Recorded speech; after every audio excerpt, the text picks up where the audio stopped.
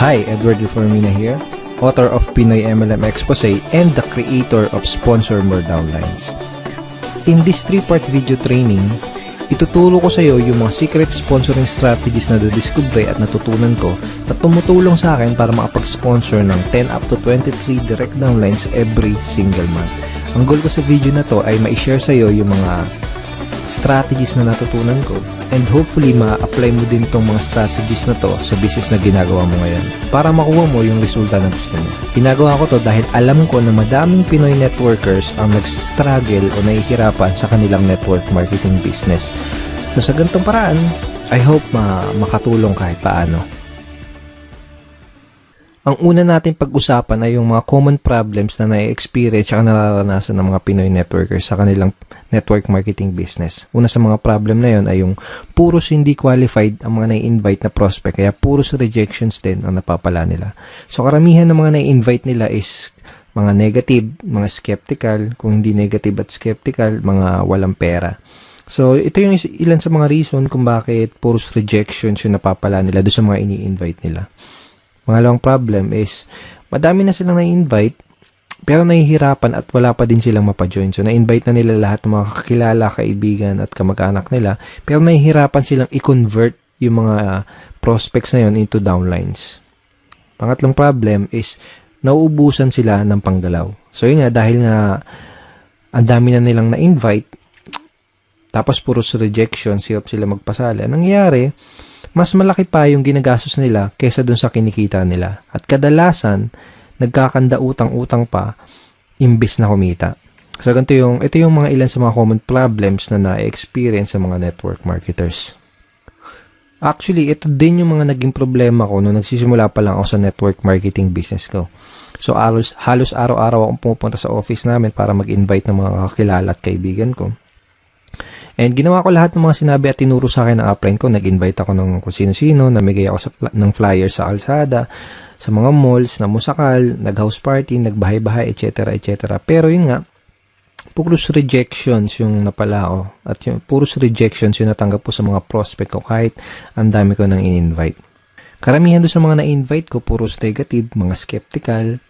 Yung iba sinabihan ako na scam daw yung ginagawa ko. Yung iba sinabi, balikan ko na lang daw sila kapag may resulta na ako. Yung iba naman, sinabi na yung mga nauna lang kumikita dyan, kung ano-ano pa. Sa madaling salita, puros mga hindi qualified na prospects yung mga na-invite ko. So, ayun nangyari sa akin. After 4 months, isa lang yung napasali ko. Actually, itong isang napasali ko na to parang naawa lang siya sa akin kasi nga wala akong mapajoin. Parang napilitan lang siya na mag-join sa akin. And dahil nga gano'n, hindi ako kumikita sa business ko, puros failures and rejection, nagkanda utang-utang ako kasi dahil syempre kailangan ng panggalaw. Okay? So, nagkanda utang-utang. And then, ang laki ng pera din na nalugi sa akin. So, umabot ng mga nasa 80,000 mahigit or more. Hindi ko na alam. Pero syempre, hindi ako basta-basta sumuko. Ang ginawa ko, naghanap ng mga solusyon doon sa mga problema ko na yon. Okay? And thank God, nakahanap naman ako ng solusyon. At pagkatapos kong mahanap yung mga solusyon na yun, pagkatapos kong makadiskubre ng mga solusyon doon sa problema ko sa business ko, ito yung ilan sa mga nangyari sa akin. I sponsored 63 direct downlines in 4 short months.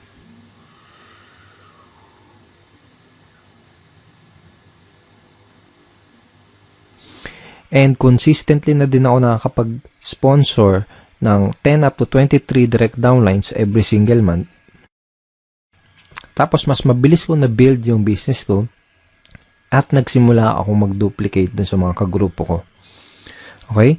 So, yung mga solutions na natutunan ko, yung mga solution na na-discover ko, yun yung mga pag-uusapan natin sa 3-part video training na to. Yung mga solusyon na yun yung mga matututunan mo sa video training series na to.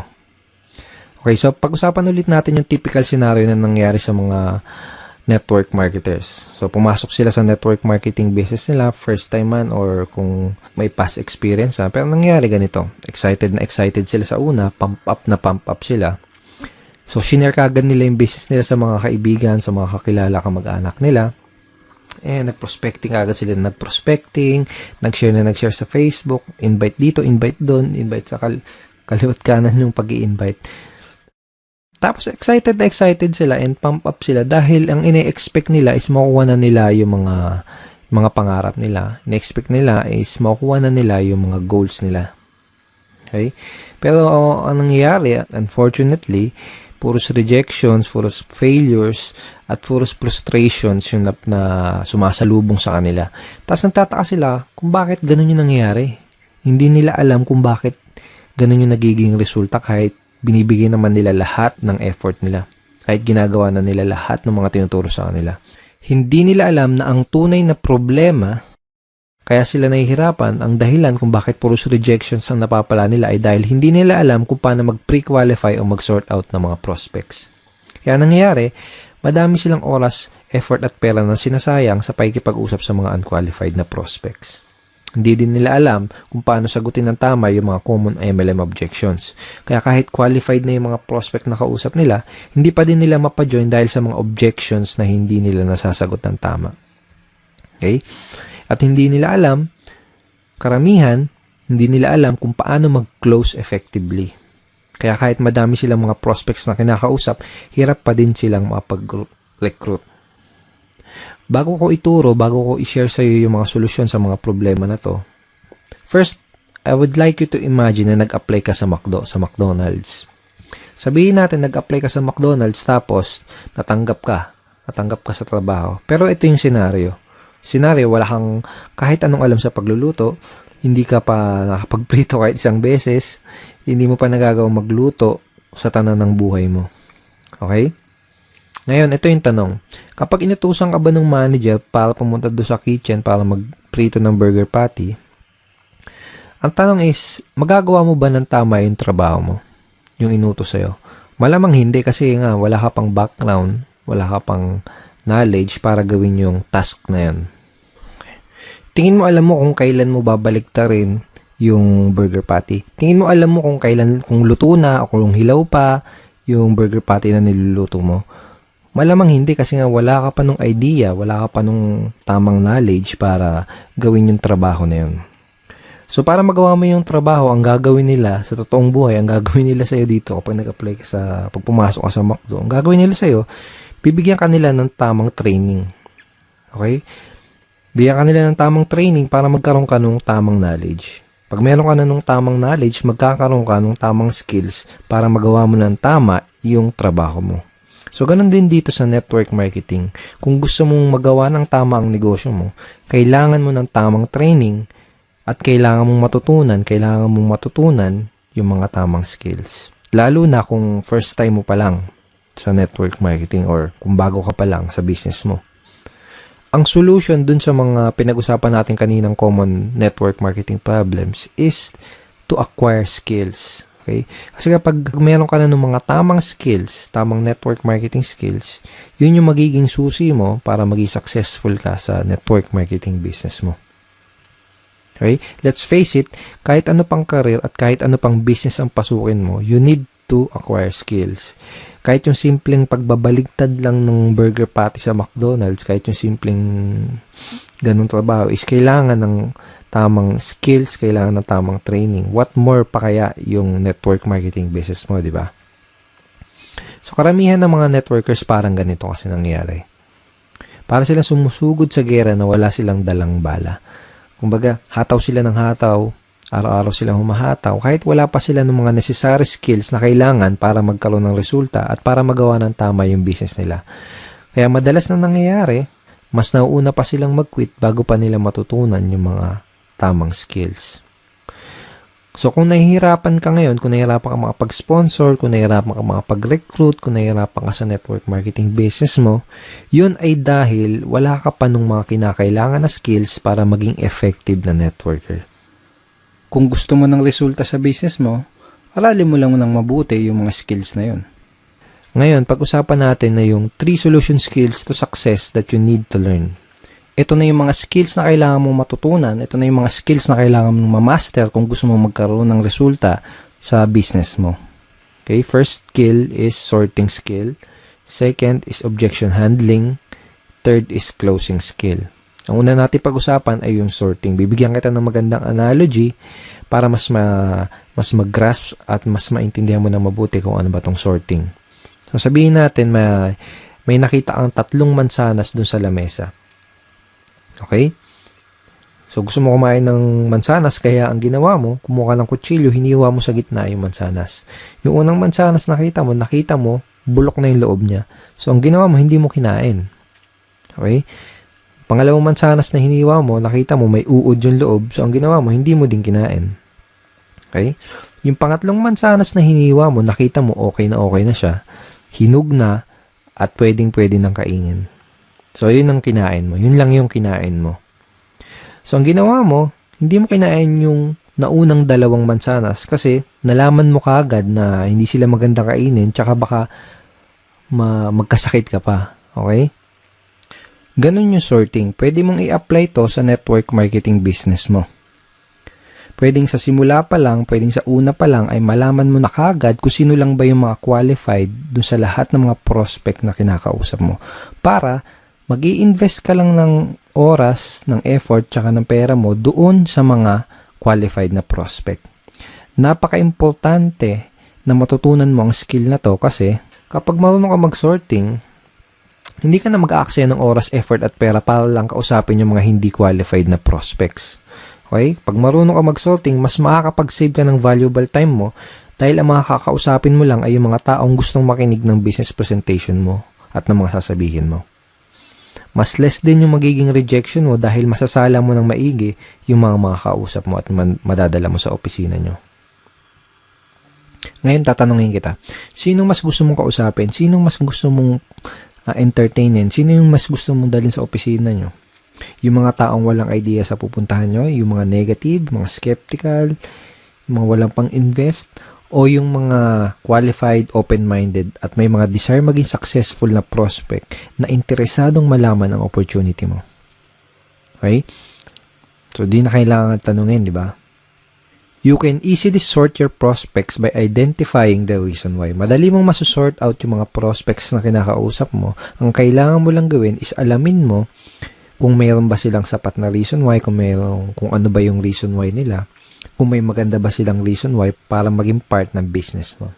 Okay? So, sabihin natin may kinakausap kang prospect, may pinoprospect ka, o kaya sabihin natin may nag-inquire sa'yo sa mga advertisement mo, sa mga online post mo, sa mga post mo sa mga dyaryo, etc. Kung ano man yung ginagawa mong promotion. Ito yung mga ilan sa mga kailangan mong malaman para malaman mo kung qualified ba yung prospect na kinakausap mo.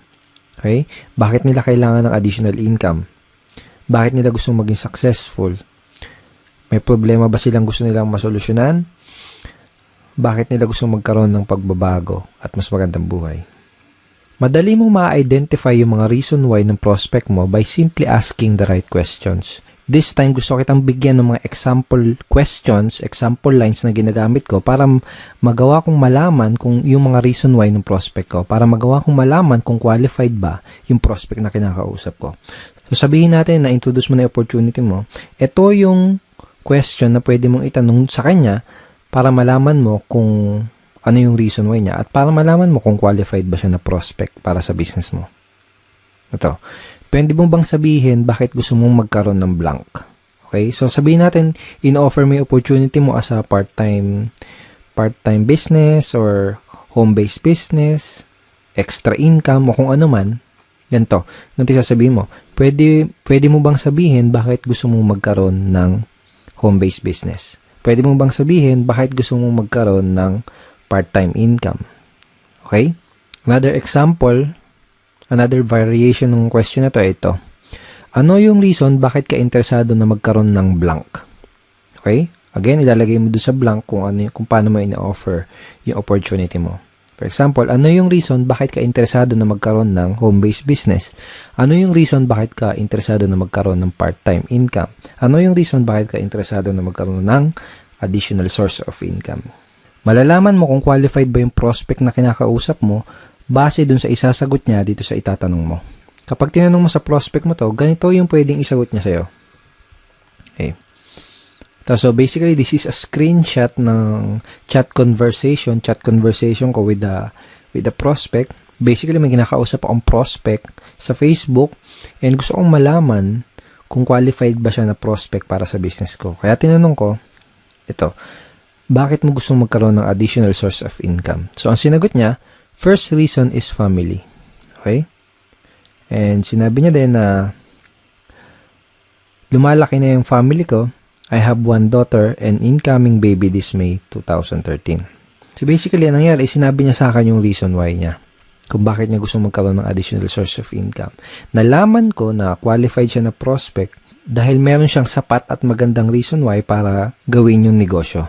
Okay? Nalaman ko na kailangan niya ng dagdag na income kasi nga lumalaki na yung family niya. So, lumalaki na yung mga bills na babayaran niya, mga anak yung misis niya, etc. So, sa madaling salita, nalaman ko na qualified siya na prospect by simply asking these questions. Okay. Lahat ng prospect na kinakausap ko, inaalam ko muna ng maigi kung meron ba silang maganda o sapat na reason why. Doon ko kasi malalaman kung qualified ba sila na prospect o hindi. Alam ko kasi na kung wala silang mabibigay na magandang reason why or sapat na reason why, hindi rin sila mamomotivate na mag-take ng action. Hindi sila mamomotivate na mag-join, hindi sila mamomotivate na maglabas ng kapital. Baga wala silang sapat na reason why para magsimula ng isang network marketing business. Kung wala silang mabibigay sa akin na magandang reason why or sapat na reason why, hindi ako mag-aaksaya ng panahon para explainan pa sila, para dalhin pa sila sa office. That is how I sort my prospects and that is how I qualify my prospects. Okay, so possible scenario, sabihin natin na tinanong mo na to sa tong questions na to sa prospect mo, pero sabihin natin ang nangyari ay hindi kagad siya nag-open up sa'yo. Sabihin natin na hindi niya kagad sinabi sa'yo yung reason why niya. Posible kasi na mangyari yon, lalo na kung kakikilala mo pa lang sa kanya o kaya hindi ka pa nakakapag-build ng rapport. Posible na kapag tinanong mo sa kanya tong questions na to, itong ano yung reason bakit ka interesado na magkaroon ng additional source of income, posible na yung isagot niya lang sa'yo ay parang yung mga wala lang. Gusto ko lang kumita ng additional income. Pwedeng ganon. So, walang sapat na reason why, di ba? O kaya naman, pwedeng ang isagot niya ay wala lang. Sino ba naman ang ayaw kumita ng additional income? Parang ganon. So, wala ding sapat na reason why. Ang questions na pwede mong itanong do sa prospect mo para magawa mong mag-open up siya sa'yo at para magawa mong ma-identify yung reason why niya ay itong mga questions na to. Ito, sabihin natin na kumikita ka na ng part-time income, magkano ang gusto mong kitain on a monthly basis? O kaya magkano ang gusto mong kitain na additional income per month? Parang ganun. Kapag tinanong mo sa prospect mo to, gagawin niya is magbibigay siya sa'yo ng figures. Usually, sasabihin nila ng prospect is 10,000 per month, 20,000 per month, 50,000 per month, or 100,000 per month. Iba-iba. Okay, so kahit na anong ibigay niya sa yung figure, ito yung next na question na pwede mong itanong sa kanya. Ito, kapag kumikita ka na ng blank, kung magkano yung binigay niya sa yung income na gusto nilang kitain, kapag kumikita ka na ng 20,000 na monthly income, ano yung pinakamalaking maitutulong nun para sa'yo? O kaya, ano yung pinakamalaking maitutulong nun para sa'yo at sa pamilya mo? By this time, kailangan may maibigay na sa yung magandang reason why yung prospect mo para malaman mo at matansya mo kung qualified ba siya na prospect o hindi para sa business mo. So, I will show you another example. So, basically, may kinakausap ulit akong prospect via Facebook chat. And by the way, napakita ko sa yung mga example is Facebook chat, pero obviously, dapat gamitin mo din to sa face-to-face or one-on-one or table talk conversation. Okay? So, again, may kinakausap ako na prospect via chat. Tinanong ko siya kung ano yung reason bakit niya gusto magkaroon ng additional income pero wala siya nabigay sa akin na magandang reason why. Hindi kagad siya nag-open up sa akin. So, ang ginawa ko, tinanong ko kung magkano ba yung additional income na gusto niyang kitain on a monthly basis. Ang sinagot niya sa akin, 10,000 per month. Kaya tinanong ko sa kanya itong question na to. Okay, sabihin natin na kumikita ka na ng 10,000 na monthly income. Ano yung pinakamalaki maitutulong nun para sa'yo? Ang sinagot niya, sa pag-aaral po, pang-araw-araw na gastos sa bahay, and sabi niya, nakikitira lang po kasi ako sa kamag-anak ko. So by asking this simple question, napakasimpleng question lang naman, di ba? Pero very, very powerful in terms of identifying your prospect's reason why. And very powerful para magawa mong mag-open up sa'yo yung prospect mo. So by asking this simple question, nagawa kong mag-open up yung prospect at nalaman ko na qualified pala siya dahil may maganda at sapat na reason why pala siya para gawin yung business. So, pag alam mo na yung reason why ng prospect mo, pwede ka na mag-move on dun sa next step, which is to introduce him or her dun sa business opportunity na ina-offer mo. So, pag alam mo na yung reason why ng prospect mo, kapag alam mo na yung gusto niyang monthly income na kitain, ito yung line na pwede mong gamitin para madali mong ma-invite yung prospect mo doon sa inyong business opportunity meeting or BOM, sa inyong seminar or online video, kung ano man. Depende sa company nyo. Every company, iba-iba yung sistema nila. Okay, so ito yung line na pwede mong gamitin. Kung may maipapakita ako sa yung paraan na pwede kang kumita ng blank per month doing part-time para their why, isisingit mo dyan yung reason why na sinabi sa'yo ng prospect mo. Willing ka bang tignan kung ano yun? So for example, kung may mapapakita ako sa yung paraan na pwede kang kumita ng 20,000 per month na income doing part-time para magawa mong matulungan yung asawa mo sa mga gastusin nyo or para magawa mong mabayaran lahat ng mga pagkakautang nyo or para makatulong ka sa mga magulang mo, willing ka bang tignan kung ano yun? Kapag tinanong mo sa prospect mo tong question na to, ano sa tingin mo yung isasagot niya sa'yo? Tingin mo sasagutin ka niya ng hindi ako willing tignan yan? Wala akong time. Ganun ba yung sasagot niya? Most likely, ang sasagot niya sa'yo is positive answer. Ang pwedeng isagot sa'yo ng prospect mo ay tulad ng, sige, willing akong tignan kung ano yan. O kaya, mukhang okay yan ah. Ano ba yan? Sige, willing akong tignan kung ano yan. Para mga ganun. So, this is a very effective line na pwede mong gamitin para madali mong ma-invite yung prospect mo dun sa opportunity meeting nyo. Napaka-effective nitong line na to dahil ginamit mo yung reason why ng prospect mo dun sa invitation mo. Ngayon, pag-usapan natin kung ano yung mga pwede mong gawin para mapakinabangan mo na maigi yung mga tinuro ko sa'yo dito sa video na to. Okay? So, ito yung mga kailangan mong gawin. Una, write this example sorting questions that I gave you. So, mamaya balikan mo tong video na to, i-play mo ulit, tapos isulat mo sa papel o kaya i-type mo sa cellphone mo or sa iPad mo yung mga example questions na binigay ko sa'yo. Okay? Second, read this line ng paulit-ulit and try to internalize them. Okay? So, wag mo kabisaduhin. Okay? Mas maganda kung ma-internalize mo siya. Mas maganda kung mas maintindihan mo kung ano yung reason bakit mo siya tinatanong. Basta, tandaan mo, yung mga example questions na binigay ko sa'yo, ang goal mo, kaya mo gagamitin yung mga example questions na yun, ay para ma-qualify mo yung prospect mo at para malaman mo yung reason why nila. Okay? Pangatlo, start asking these sorting questions to your prospect. So, kung may kakausapin ka na prospect mamaya, bukas o sa isang araw, start using these questions. Simulan mong gamitin at itanong yung mga question na yun sa mga prospect na makakausap mo para magawa mong masort yung mga kinakausap mo na prospect at para malaman mo kaagad kung qualified ba sila o hindi sa business mo. Pag ginawa mo yun, mas makakapag-save ka ng time, ng effort, tsaka ng pera mo. Okay?